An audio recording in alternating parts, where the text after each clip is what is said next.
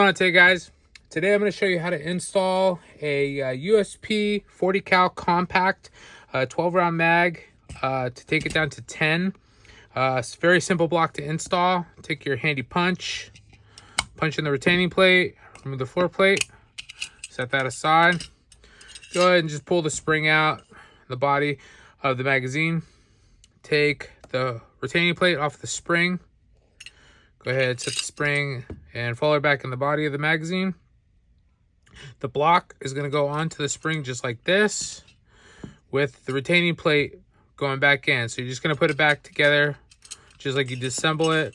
The only difference is you have that block there now to take up the extra space. This will take a 12 round mag and 40 cal down to 10 rounds. We'll do a test fitment real quick. And we designed this product to be loaded by hand to 10 rounds, no problem.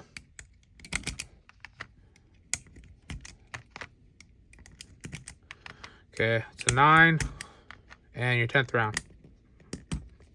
So it's a little snug. The reason why we keep it snug is because once the spring breaks in, you'll see a little bit more play.